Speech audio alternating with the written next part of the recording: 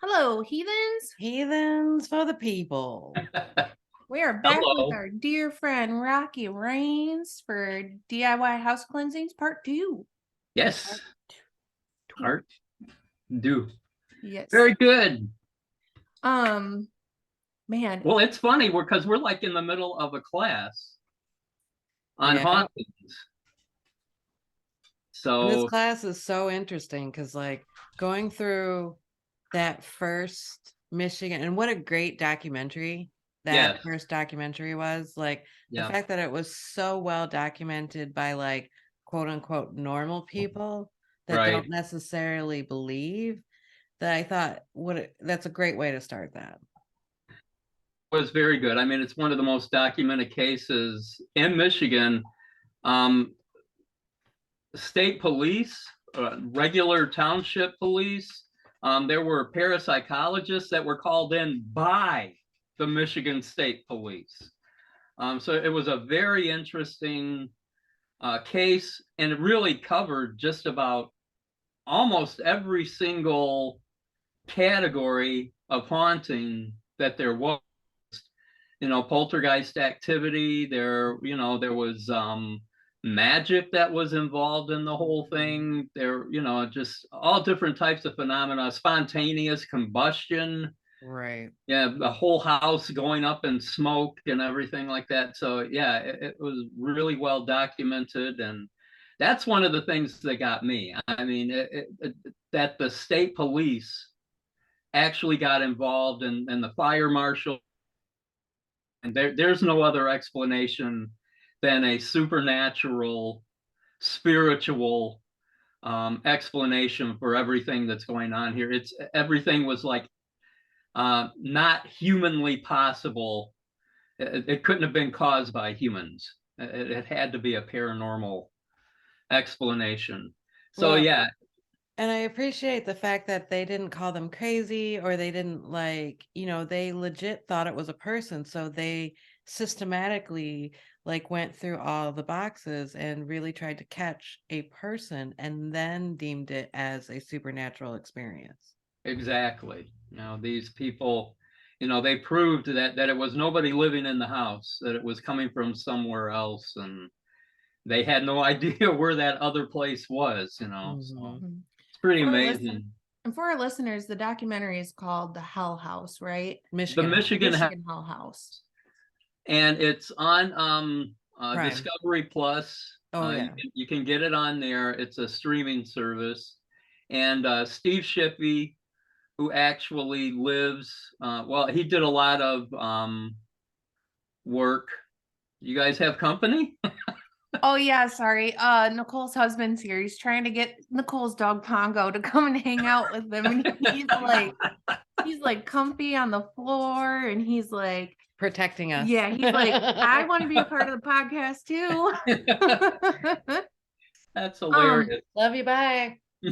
yeah, so the class that we're in right now, you guys, we for future, Rocky does a lot of different classes. We talked about this last time we had him on the podcast, and a Yeah. lot of them are things that you might not even really think you're interested in, but I really, really strongly suggest reading the descriptions he puts out, because he puts out a lot of information in the description to tell you exactly what the class is going to be about.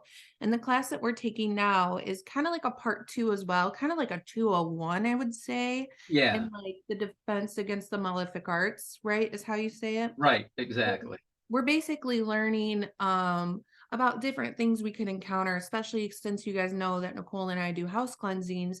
It'll be really helpful. Also, for future, you guys, Rocky made his own deck for this. And I'd Yes. really love to hear about this, Rocky, like how it came about, what you your intentions behind are for people, and how to use it. Mm-hmm. The deck is called the Haunted Deck. It's my own artwork in it. It has 53 cards. Originally, it had like over 100. So I decided I had to like trim it down a little bit. But what it does is it has the different types of entity you might encounter, like a human ghost, a woman in white, poltergeist, just a number of different entities, and then a number of different situations, like is it a house? Is it a spirit attachment? Is it a curse? Different types of things like that. Then it went into like actual places, like did it come from the land? Did you pick this up in a church? And yeah, you can pick up a spiritual attachment in a church. And then it goes into like what you can do about it. And so that's the four categories that the deck is divided up into. And like I said, it has like 53 cards altogether, and there's a booklet that goes with that explains all the different cards and everything like that. So yeah, that'll be available.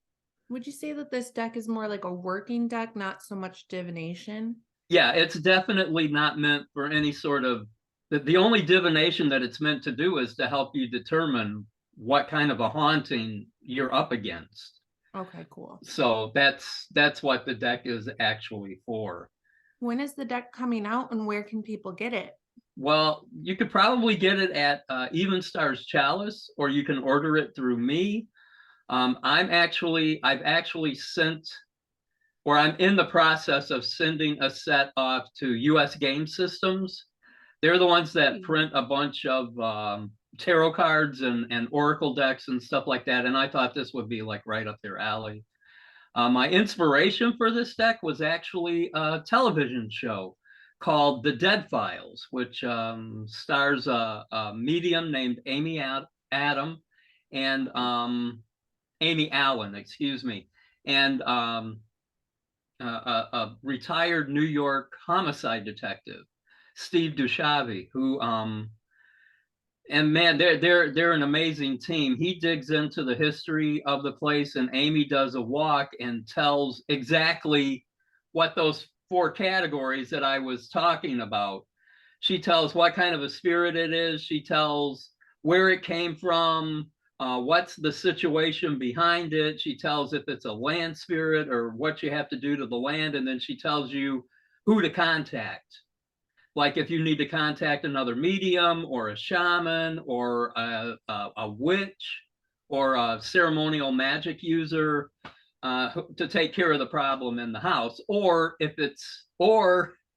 if you just need to burn the place down and salt the earth. Okay, so that's what she will tell you. Yeah, it's time to move. There's no way you can save this situation. It's that bad. And I've heard her do that like maybe 3 times during the whole show, where she says, no, you got to move. There's no way you can be here. But most of the time she comes up with some sort of, something you can do to take care of this situation. So that's really where the deck comes from, is from that TV show. I thought, wow, you know what? You should be able to put that into a deck of cards. And make an oracle deck and do that, because not everybody is clairvoyant, like you, Cass, and myself. So they're not going to be able to see it, or they might not have the, the knowledge. So it would help like paranormal teams and stuff like that, I think. Yeah, I feel like as somebody who is clairvoyant, it's going to be so validating once you start working with the deck and get like your guides attached with it and like working with it and like, get your energy into it. I feel like it's going to be so validating to have like this like little like, what do I want to say? It's like a golden nugget or like a cheat sheet almost, where it's like, you have this in your arsenal, and like whatever you're up against isn't going to see that and know that you have it. And then you just whip it out. And it tells you exactly what it is, and they're like, fuck. They know. Yeah, that's really I think it'll help with developing psychic abilities as well. It will. Because, if you've got the validation, like, okay, I'm feeling this. What does that mean, though? Yeah. Right. I'm excited about the deck. Well, yeah. Well, I laminated this deck too. And the reason is because if you're doing it for a haunting, stuff can get attached to inanimate objects, just like your deck. And Mhm. so I made it, I laminated it so that you can actually cleanse that deck. You can take and like make a tincture or something like that of like different herbs or whatever, and then wash those cards and cleanse them. Because after a while, I imagine that they would pick up a lot of, kind of crazy stuff, that might become built up on it, lots of different energies that become built up on it. So that's why I laminated them. So, That's cool. Yeah, yeah. that's smart. I've never thought about cleansing your deck of cards before. Well, yeah, I do on my tarot from time to time. I will, fumigate them, pass them through smoke, or put them out under, the full moon and stuff like that. Throw a crystal on top of them. Hmm. So yeah, if you're using an oracle deck or a tarot deck, I would say at least once a year. If you're reading like for the public, you should probably do it daily. Every reading, probably. Every reading, probably, yeah, to clear it out The before the tarot next card deck person. that I've got in the bag, I have a stick of selenite Yes, that goes in with it. yeah. That's smart. Well, that's bringing up stones. There are different stones that you can actually help, to during a cleansing and things like that. Like selenite is one, black tourmaline is one, obsidian is one, pure quartz, clear quartz crystals, of course. They're going to magnify anything like that. So that's some of the things that we're going to actually be studying. We've got another documentary that we're going to be going through tonight, and then we're going to have 3 documentaries, and then we're going to have 2 classes that are actually going to break down different things that you can do, and when you pinpoint your haunting, and the different things that you can do, and stones and herbs and other things like that are some of the things that we'll be covering in that class. Rocky, I got a question. Sure. So I watched the documentary of 28 Days, the one that has the theory between like Ed and Lorraine Warren's like like a Yes. haunting will manifest in 28 days. Yes. Um, how did you feel about that because I know you've watched it. How did you Yeah. feel about that experiment? Well, I feel that a lot of paranormal teams will go into a house, and they're only spending a couple of days there. And if there's not a lot of sometimes a lot of activity doesn't happen in those couple of days. Now, some places they'll go into, and yeah, it's off the charts. I mean, there's all types of activity. But I think for a more subtle haunting, something that may be more negative, they might actually try to hide out on a paranormal, team that's coming in to investigate the property. So they might try to hide out so that they're not going to pick up on anything. And so they're going to turn around and go, yeah, well, there's nothing actually here. They're imagining it or whatever.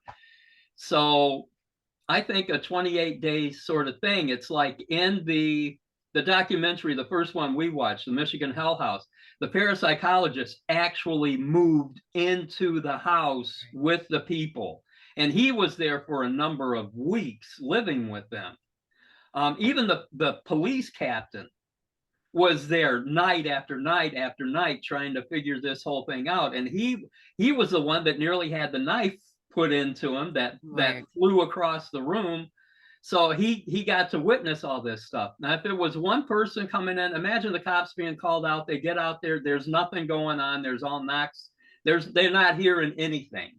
Right. So what they're going to do is they're going to go, these people are way too much, or whatever, or they're crazy.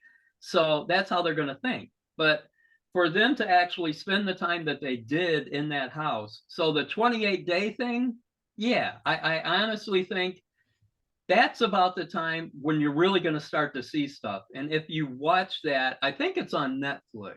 Yeah. Where there are like 3 different teams at 3 different houses, and they all spend like almost a month in those houses. A lot of really strange stuff started to happen, and they began to put 2 and 2 together, where you will see a lot of times where it doesn't look like at first where there's any rhyme or reason for the things that are happening in there. The more time you spend investigating, all of a sudden, all these little things start to make these connections all over the place. And so you begin to see this story unfold. And that gets you to the point of where you're actually figuring out what's going on in this haunting and why this haunting is happening.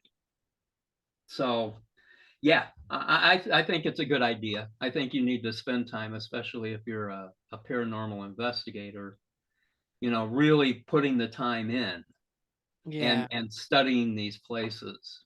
Yeah, absolutely. So, Rocky, you said that these entities can sometimes hide from paranormal or investigators. Can they hide from like people who are intuitional, like clairvoyance, clairaudience, and like the feeling empaths, things like that? Can they also hide from them? I think they can to a degree. I think that they can find a place where they're gonna hide themselves.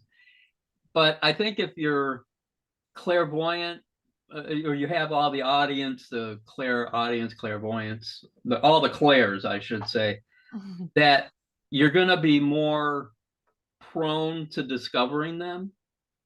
As you're walking through, it's harder to hide. It's harder for a spirit to hide from someone with the sight, or one of the clairs, like I said. But still, sometimes they'll take off from the house, especially if it's land associated. They can take off out of the house and go hang out at another location. Now, there have been situations where it's not just one house, where it's a whole freaking city that's haunted. Interesting. If you look at, there's a few different documentaries, again, on Discovery Plus, which I call the Paranormal Channel, because they have all the different shows on there. There's been 3 different ones where the actual police have sent out a call to paranormal investigative groups to come in, because the cops are getting all these calls, and when they get out there, they're figuring out this is not a perpetrator, a criminal. This is something supernatural. So the cops are actually beginning to work with paranormal teams to come in and check out all these different claims. So there's a number of different shows on, like I said, Discovery Plus, that, boy, they should pay me money for this. They really should. You should be sponsored. But that's really where you're going to find them.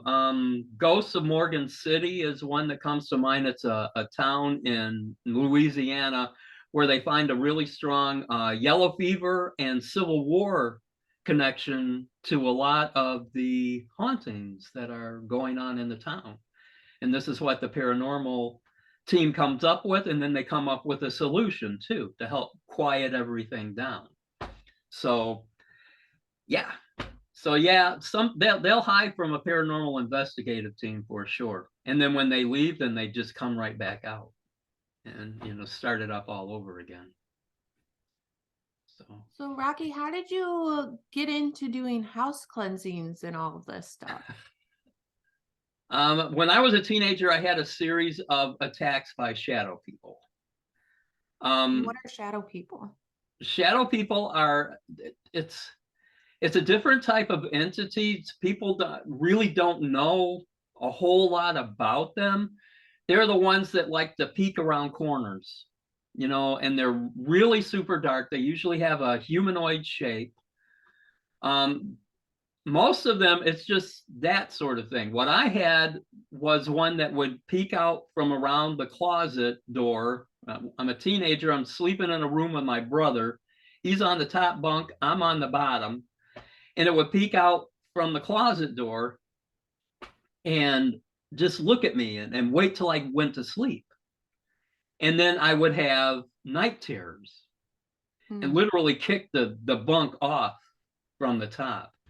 I had all kinds of stuff that was related to that. The first time I ever got a download, what I call a download, was spiritual, information, like receiving a whole lot of knowledge and information on how to take care of that situation, like reaching out in desperation not really caring who I was going to make contact with, as long as it was somebody that was going to help me. So I followed the instructions that I got, and it took care of the problem. That led to me looking into other, paranormal situations and stuff like that. I remember I was living in an apartment complex, and I met this young lady, and a bunch of us were at my house, and we were talking about this stuff, and she told me, she said, well, every night at 11:49 at night, I hear somebody fall down the stairs at my house in my apartment. And I'm like going, okay, well, we should check this out. So we go over to her house. There's a bunch of us friends all sitting around, and we're sitting there and we're talking, and we lose track of time. And all of a sudden, bam, bam, bam, bam, bam, bam, you hear somebody fall down the stairs. We all look at the clock, and it's 11:49 on the nose. We all look at each other like, oh hell, did you hear that?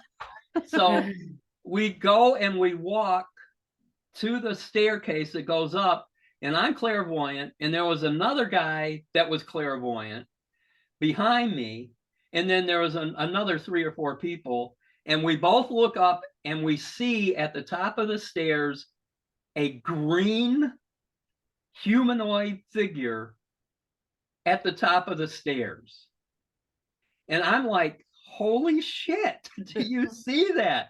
And the guy behind me says, you mean the green glowing guy at the top of the stairs? And I said, yeah. And when he said that, and I said, yeah, it went into an orb and shot down the stairs at us. And I jumped off and slammed into the wall, but it hit him in the chest and knocked him up against the wall. Well, we all ran out the door. We were gone. It was like, as soon as I got outside, I hear in my left ear somebody say, if you run from this thing, you'll never get rid of it. Damn so it. I went, holy shit. So, okay, so I know I have to go back in and face this thing down. So we go back in, and I look up the stairs, and it's standing there, the full green apparition. And I said, well, here goes nothing. And I started up the stairs, and it would just like, I looked at it just like draw back, like, holy shit, this guy's coming up the stairs. And it vanished. And she said she never heard that again after that. Wow. It was gone. Well, that was pretty easy. Well, yeah. If they were all like that, that wouldn't be so bad. But No. some of them aren't like that. Some of them are quite bad. Another early one was a friend of mine told me that there was a land spirit over by his house that was connected to this little crops of trees. And he said that they used to party there, but people started getting sick. They would walk into the place and start to just like throw up all over the place. It was just something there was just making them throw up. So we went there. He says, we need to go check this out. And I said, yeah, we do. Went over there, and immediately within 20 feet of getting close to this area, I could feel it. And I was hearing again in my left ear this growl coming out of these woods, this small little thing. And it was polluted. It was by the railroad tracks. There was all kinds of garbage and everything else around in this area. And I started coming closer, and all of a sudden I was nauseous. Oh my God. I felt like I was just going to puke all over the place. So I backed off, and I told my buddy, I said, man, I said, this is either a land spirit or a fae that has its little tract of land has been cut to nothing. Its territory. And I said, I don't know what to do for it. I said, I don't know. I said, it hates humans. It hates them. And it doesn't want any of them around it. So that's like, I said, the first thing is just tell your friends not to come here and party anymore. You know, just leave this place alone. So I went home, and that night I'm thinking, so it was like, okay, so I'm asking my allies, what can we do about this situation? So a couple of my allies went and spoke to this thing, and it said, I don't want any humans here, period. None whatsoever. And I said, ask this being, if we clean this area up, would that help? And it said it would help tremendously if you just came in and picked up all this garbage. He says, you humans are disgusting. You're just disgusting on what you do and what you've done to this planet. And that was really the beginnings of my like ecological awakening of like going, oh my gosh, you know, they're right. And their spirits here. So that's what we did. Me and him went there. We cleaned the whole place up. We didn't get sick the whole time. Wow. The whole time we were there. And when we left, we both sort of felt like we felt good about what we had done. And we also felt that whatever this entity was, it was happy that we had done what we had done. And it was like we both kind of felt like you need to tell this story, that we have a responsibility, you know, to this place. Yeah. And we're not the only ones here.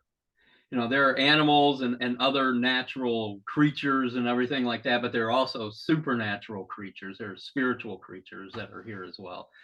And us being the custodians of this planet, it's our responsibility to take care of that stuff. So that's another one. So another one is another like land spirit. I call it the Huron River Puka, which is a puka is a fairy being, a fae.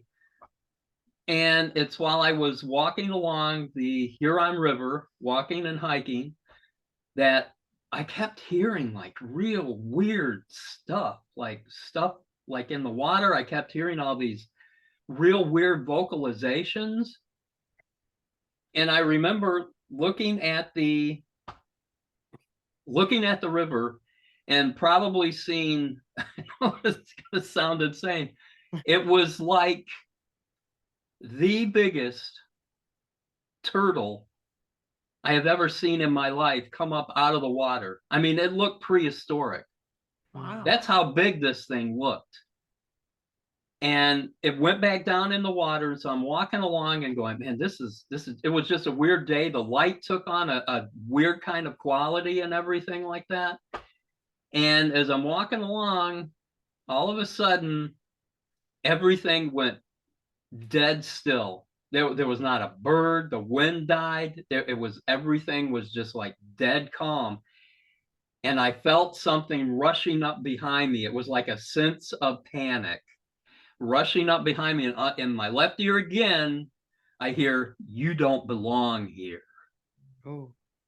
And I went, okay, and booked it straight down the path and was gone. So, and I got the feeling that it was a guardian. It was a land spirit that was a guardian.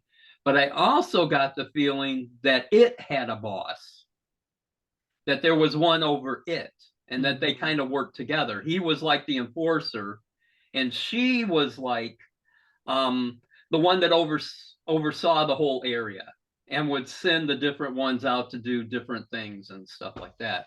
So that her spirit ended up being attached to a willow tree that I finally found and became very close with. And it's in a metro park, but Cool. yeah. So, and it's out this way too, by the way. So it's out on this side. So those are some of my experiences. I mean, I've had other ones like being in haunted houses and literally, you know, seeing stuff move around and stuff like that. But those were the ones, those three cases were like had the biggest impacts on me, I guess is the best way to put it. So, Rocky, if somebody was thinking that they were either haunted or cursed, how would they know that? Well, there's a whole line of things, especially if you feel like if you're haunted, if you're feeling like you're haunted or you might have an attachment, one of the main things is you're going to feel like you're being watched all the time.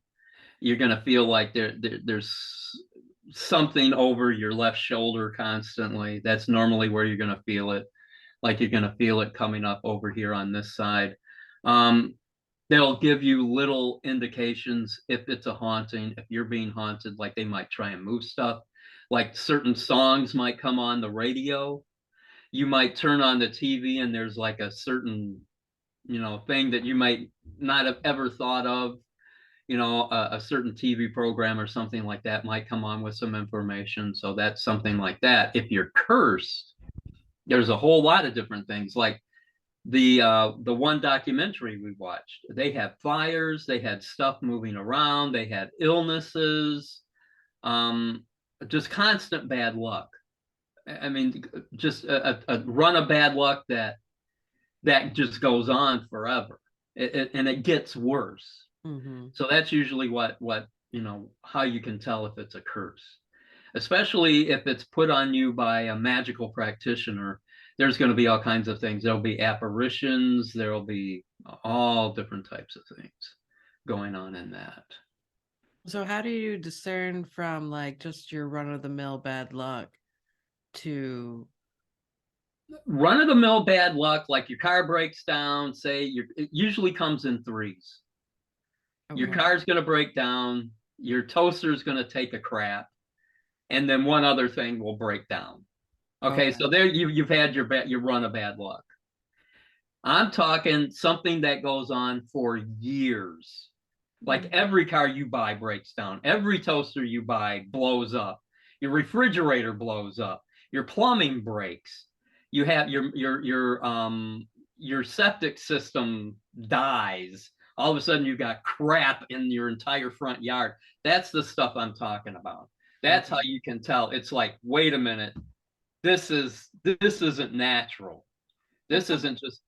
It Go almost ahead. seems like consistent, like life interruptions. Yes, Where it's like constantly. you can't do anything that you're supposed to do because Right, everything around you consistently keeps you from doing it. right. It's everything's falling apart. It's just like crashing down around your ears, and that's normally how you can tell if it's a curse. So Rocky, what would you tell somebody? Because today is like DIY house cleansings, right? Like part 2 with you.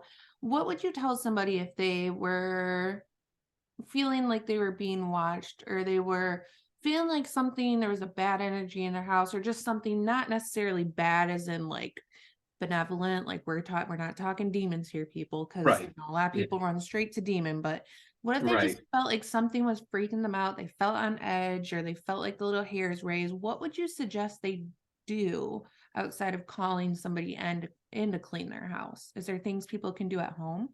Absolutely. I think you can do certain what people used to call it smudging, but now it's kind of like a trigger word anymore. I would say it's like using smoke to cleanse your house. I would say that you can use garden sage. You can use garden sage, a combination of garden sage, mugwort, and cedar or juniper, and go through your whole house. Open your windows up. Have some kind of a prayer that you make up, like, you don't belong here, get out.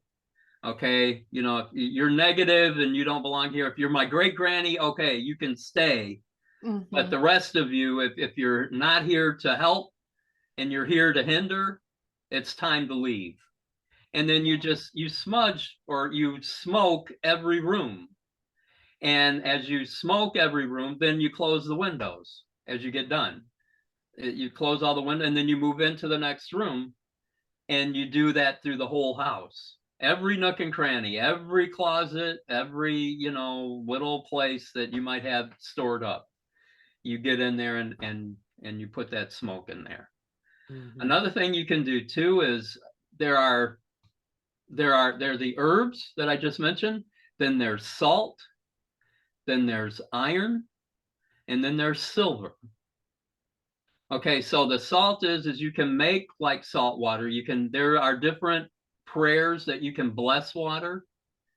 There are Christian prayers, there are also pagan prayers to bless water. You can start with full moon water that you leave out and get blessed by the full moon. Then you can add herbs to that and salt to that, and then you can put that in a spray bottle, and you can spray your window ledges. You can spray around your doors, that sort of thing. So it could be like a combination of different things. You could start out with the smoke, then you can go to like the blessed water, and then you can go to iron, which is simply finding some railroad spikes and putting a railroad spike like in the room under your bed. Like say you're having problems like sleeping, like you're having nightmares and stuff like that. After you do all that, you put the spike underneath the bed, and that should clear pretty much anything away from there. Silver too. Pardon? Worked for me. Worked for you? Okay. Yep. So silver too, you can get mercury headed dimes, which are almost 98% pure silver. And you can put those on your window ledges, and silver will keep out negative energies, but it will allow positive energies to pass through. So that's just some of the things you can do. I mean, you can get into floor washes and everything else. There's a lot of different things, right down to full-blown exorcisms, so it all depends upon, but most of the time you're going to be dealing with relatives, basically. Your great granny dropping in to see, what her baby boy is up to, or her baby girl is up to now. That you're going to be dealing with that, or friends, or your own allies. Another thing too is if you're a practitioner, either a magical practitioner, you're going to have your own entourage, your own allies and ancestors that you're going to be working with, and they'll help protect your house as well. So everybody should, and I think if you're a magical practitioner or an energy worker or anything like that, you should have a daily practice. Yeah. Definitely have a daily practice, something that you're doing every day. Building your own energy, because there's no better deterrent to a haunting or to any type of negative energy than a strong aura, your own strong aura. And think on good things, just think on positive stuff. Intentions. Yes, absolutely. And keep that stuff going. I feel like also we've talked about this before, you guys, but I think another big important thing too is if you do have ancestors that have passed that you were close with in this lifetime, put a picture up, light a candle for them like once a week, maybe throw like their favorite drink down for them and let it sit there. Just because the drink's not gone and you can't physically see that it's gone doesn't mean that they're not getting that energy exchange. Right. And you can keep a strong connection with your ancestors, which is really important too, because you basically have somebody that already loves and cares about you on the other side, making sure that they can help things go the way you would like them to, or keep you safe, like keep your intuition strong. They'll help with all of that. Exactly. I have a small ancestor altar here, and then we also have in our mud room and our laundry room, we also have walls of remembrance of like all of our, those that have passed on the walls. And I know a lot of people have that, like it goes up their stairway. They'll have all these pictures of all these ancestors. We have a couple of Hispanic friends that every Halloween they put up an ofrenda for all of their ancestors that have passed. They set up an altar every Halloween, Day of the Dead, and they're celebrating them, and they're putting out the coffee and the cigar, the tequila. They drink tequila. They put out the sugar skulls and stuff like that. So yeah, a good spiritual team behind you is a great deterrent to any sort of negativity that might be coming your way. I also feel like if you're not, like maybe you didn't know part of your family, or if you were adopted and didn't know that side, you can still call upon them and create a connection with them. They're always there with you. Absolutely. You're following your bloodline basically, and you can get in there. A lot of times if you do just a simple DNA test like the 23andMe and all those other ones, you can find out where your bloodline lies. and like what countries, and then concentrate on those countries, their customs, like what type of customs do they have, spiritual customs, and then practice some of those customs, and that helps you connect with that part of your bloodline. So yeah, that's important. Absolutely. You can always ask too, you guys, for them to visit you in a dream. Yes. So that you could actually meet them and put out intentions to remember your dream Yes. as well. And sometimes that takes a while. It's not like you're gonna just wham bam, thank you, ma'am, I remember all my dreams now. Right. Sometimes you have to keep putting that intention in and keep doing it every night. I'm going to remember my dreams in the morning. I will meet my ancestor tonight in my dream and I will remember it. Like keep putting that into the universe and it will happen. Yeah, And you can become a really absolutely. vivid dreamer. Yes. I mean, there are times when I seem to go through periods where my dreams are exceptionally vivid. And then there are other periods where it's just like, I don't remember them, or they're just really mundane, just basic, I'm driving along and now I'm going up a hill, blah, blah, blah, that sort of stuff. And then there are other times where you're talking with all these ascended masters and all your allies are there, and you're having a big, council with them because there's something huge that's getting ready to come around. So they're there to like let you know what the next thing coming up is. Yeah, I do most of my stuff through dreams nowadays. Me Yeah. too. But I Yeah. go through the same periods as well where Right. sometimes I'll be like, damn, something really did happen in that dream, but I can't remember it for the life of me. So Exactly. Yeah. sometimes I feel like we're not meant to remember some of the things Right. I think that it works in the subconscious. It works in that lower level of your brain. That reminds me, I'd like to talk about this on the podcast too, Sure. which I brought up to you the other last week, because I really would like to have your opinion for the people as well. On TikTok right now, there's a lot going around about not letting people in your dreams know that you know you're dreaming. This is really big on TikTok right now, and I feel like I would love to know your opinion on that and like why are people saying that? Do you agree with it? What you kind of think? Well, I think that in certain dreams, some people will call them lucid dreams, where you're awake, but you're dreaming. And I've had many of those. I've had, usually they turn into flying dreams where I'm like Superman, boom, I'm off and I'm flying and everything else. And it's like, holy shit, I'm dreaming. So you're dreaming and you're out and about. And one of the things that I would say to do is to watch the landscapes in your dreams. If you're constantly dreaming of the same landscape over and over and over again, or you can continuously going to a number of different landscapes, then you're literally traveling. You're astral traveling. You're not dreaming, you're astral traveling.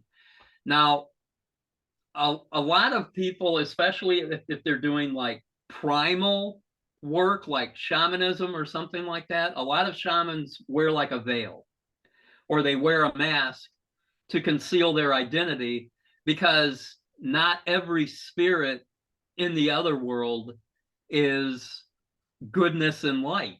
There are some out there, like the one that we ran into with me and my buddy, the land spirit that hated humans. There are spirits out there that hate humans. There are spirits out there that hate life itself and are nihilistic and want to see everything wiped out, that no life whatsoever.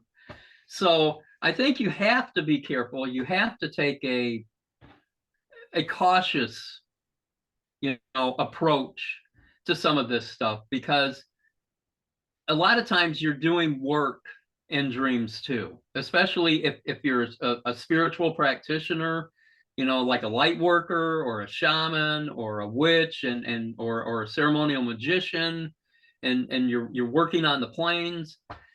Then there is this old saying, which is no good deed goes unpunished. Okay, so you make enemies because they don't agree with the things that you're doing. And there are, just like there are bad people, there are bad spirits. And a lot of the time, you're going to find that bad spirits attach themselves to bad people. And there's a correlation there where those, you see that. And I've known instances of, and I don't want to scare anybody with this, but it's the truth. I've known instances of where people, real life people, have been sent after spiritual workers because they're doing good stuff. And those out there doing the bad stuff don't want them doing that anymore.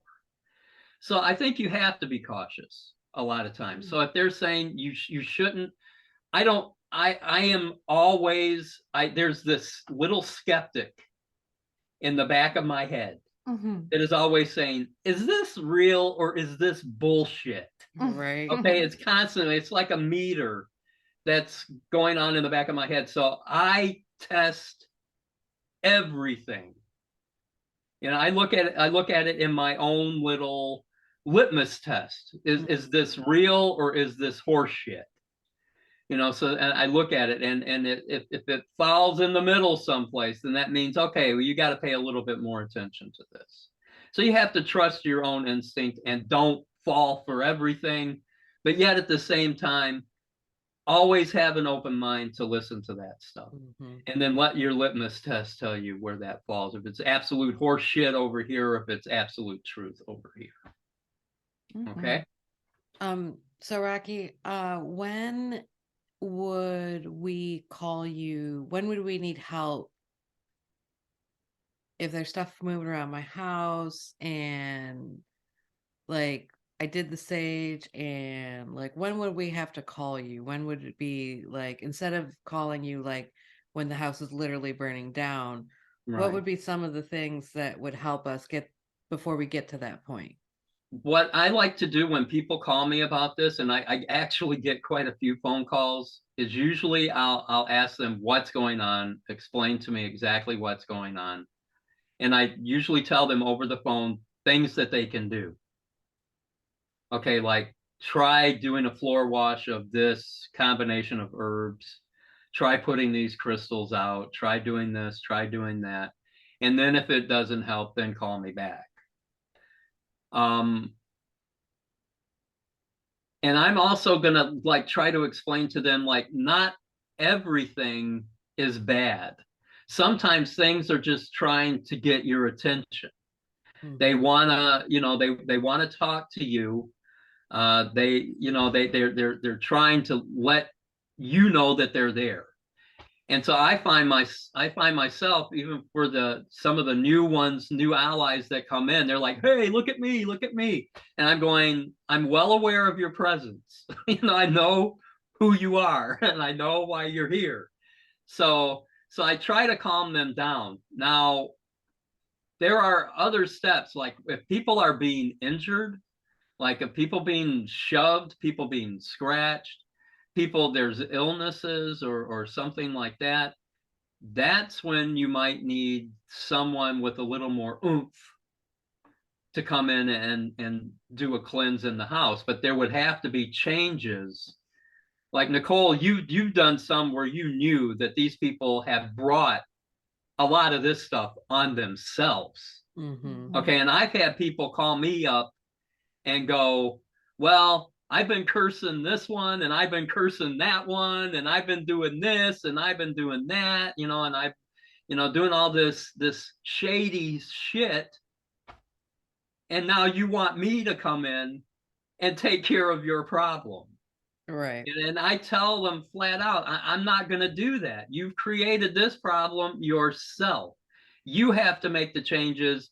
And a lot of times, when people are doing stuff like that, when they're meddling, when they're just like dabbling in stuff, and they're buying haunted dolls or they're buying a haunted box, and then they're doing an opening for YouTube or for Instagram, and then shit explodes in their house, and then they're like, okay, now what do I do? Right. So you have to be careful of this stuff.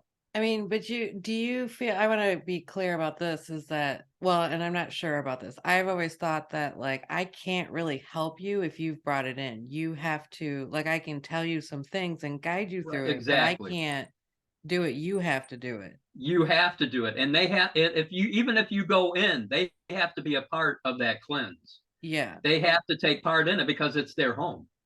You're basically there to support them and to help walk them through it. Mm-hmm.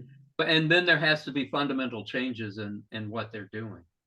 You know, Right. you can't, the definition of insanity is continuing to do the same thing and expect different results. Yep.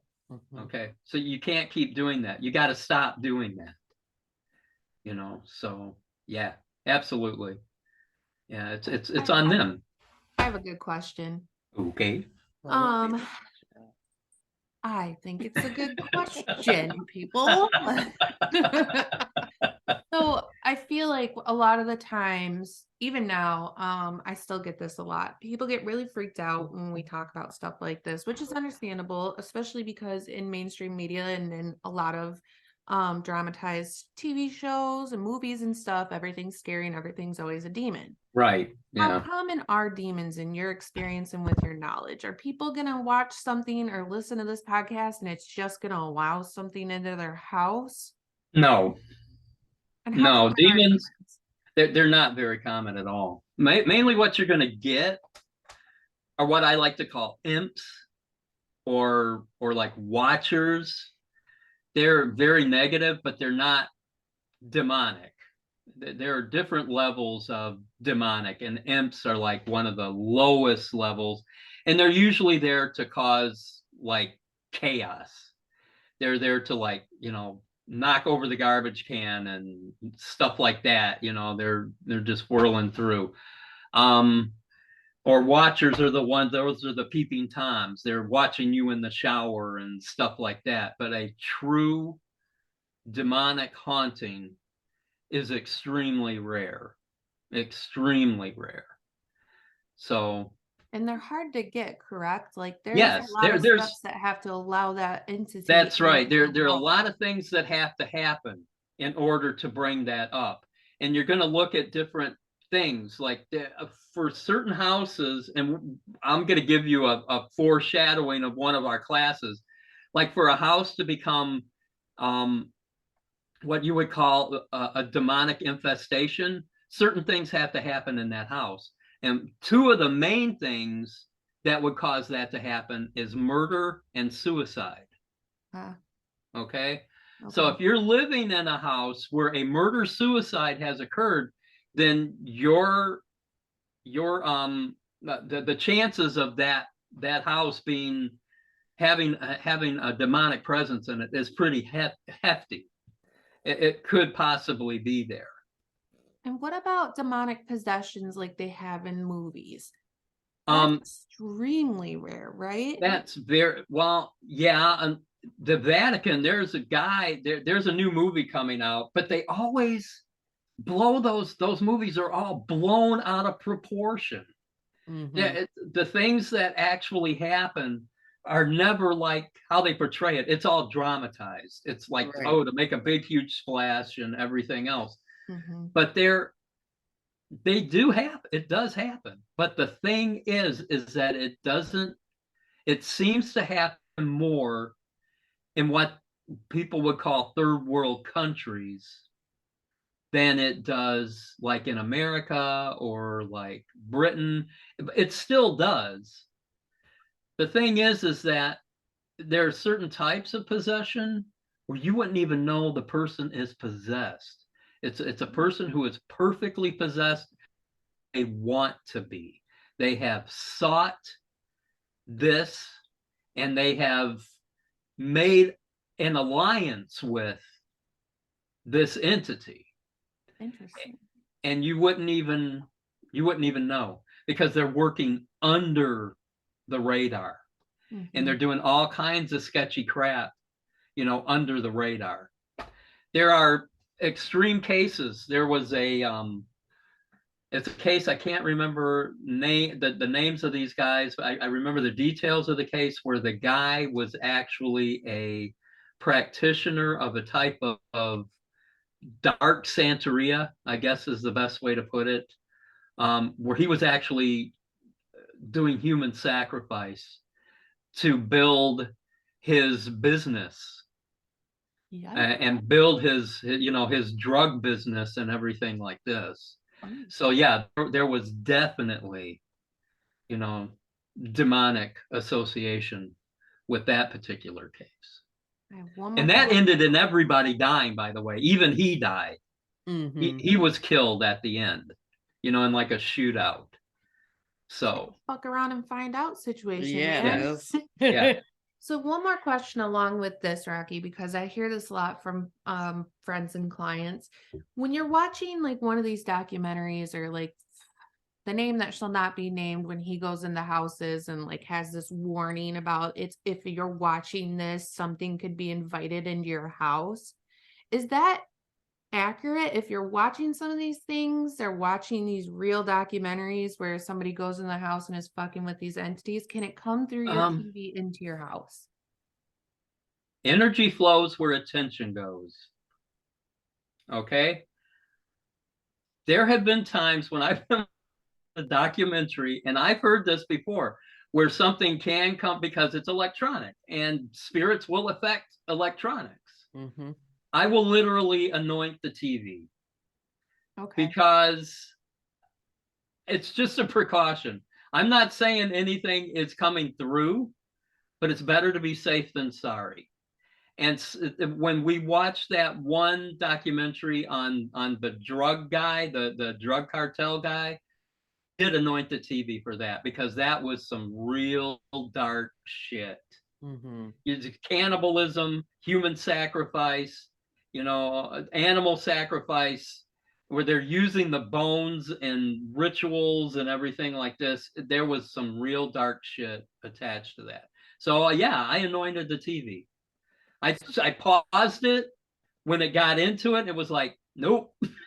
Here I go, Right. marking up the Mhm. TV. Okay, now we'll No, watch. because that happened I was watching Amy Allen, The Dead Files, and all of a Yes. sudden it got real crowded in here.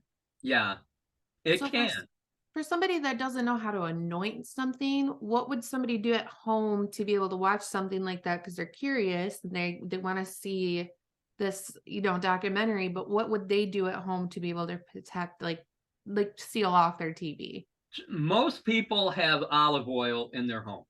Okay. That's something that you cook with.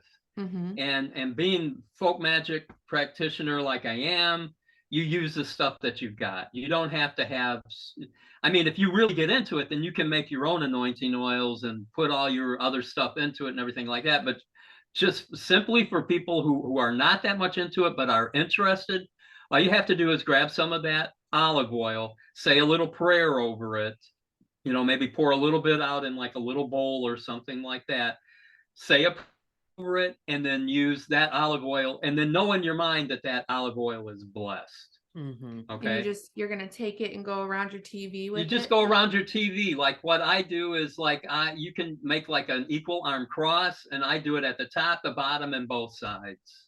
Mm-hmm. Perfect. And that's what I do.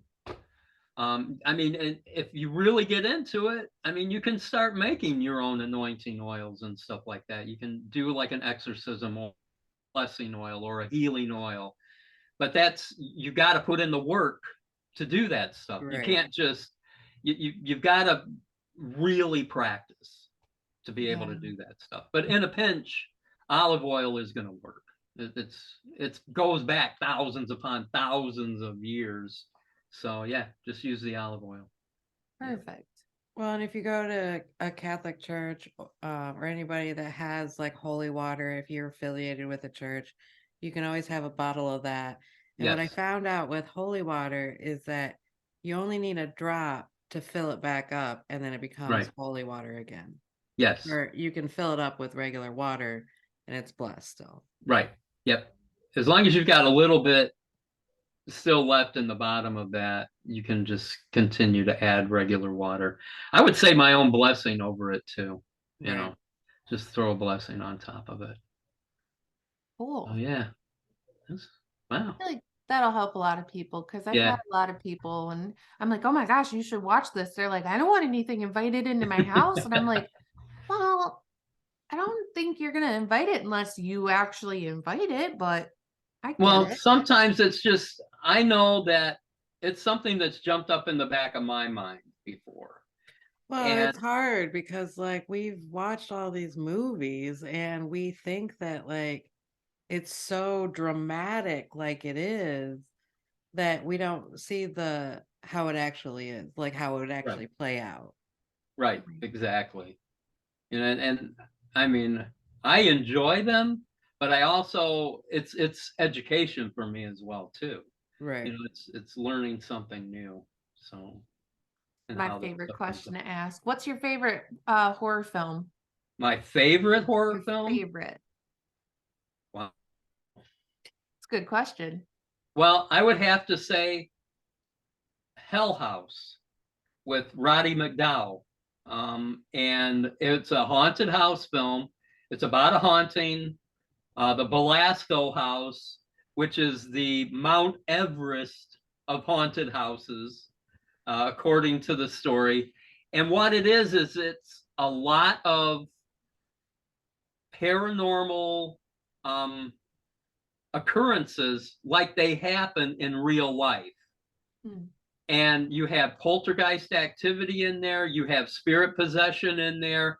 And just to let you know, it's not always demons that possess people.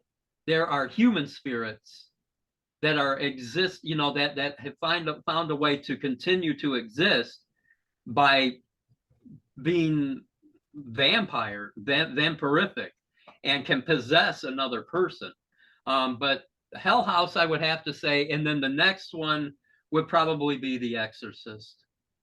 So Hell House is first, and then The Exorcist is, That is a good one. yeah, is the second one.